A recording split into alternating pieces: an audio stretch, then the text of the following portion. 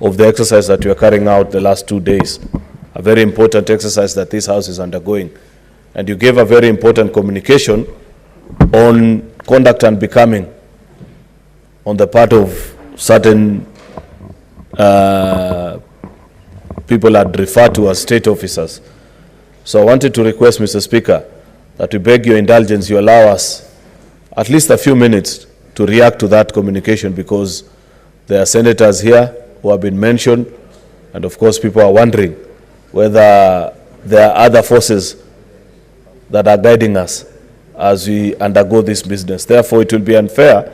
I felt that yesterday might have been the time to speak to it, Mr. Speaker, but given that it was very late at night, going almost to 1 a.m. in the morning, I wanted to request if you could allow us, Mr. Speaker, to register our dissatisfaction, particularly those that have been mentioned, and us as a House. Very well, Majority Leader. You will allow the clerk to read the first order, and then I will allow just 3 senators from each side speaking for 2 minutes each, and then we go straight to the business of the day. Clerk, proceed, please. Order number 1, communication from the chair. We will, I will allow comments on the communication that I did at the rise of the House last night.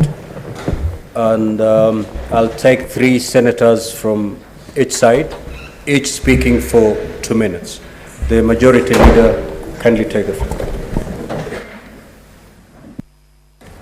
Mr. Speaker, on behalf of the Senate, I want to register my disappointment in the increasingly unbecoming conduct of Cabinet Secretary Moses Kuria, a man who's continually embarrassing the appointing authority and casting serious doubts on the choice ability of none other than His Excellency, the President.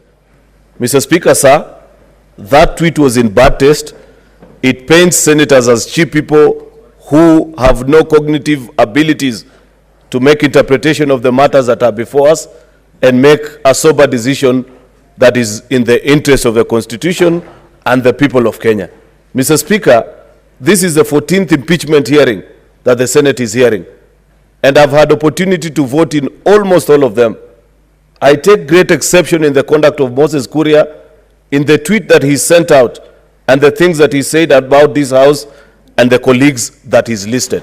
In fact, Mr. Speaker, I now agree with members of this House who have brought censure motion before to discuss the conduct of this particular minister, because at every given opportunity, he has done nothing other than embarrass the appointing authority.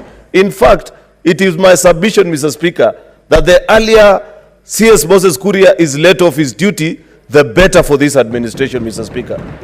Because every single day, in every action that he undertakes, he continues to embarrass the President and the people. No wonder the people of Kiambu resoundingly rejected his bid to be their governor, Mr. Speaker. It's because of this kind of habit, the kind of things that he says, how he goes about his duties, Mr. Speaker, and overall, his conduct as a human being. Therefore, Mr. Speaker, let Mr. Kuria know, wherever he is, that senators cannot be intimidated, that the kind of monkey business he's trying to introduce cannot be allowed to stand, Mr. Speaker, because this is a distraction.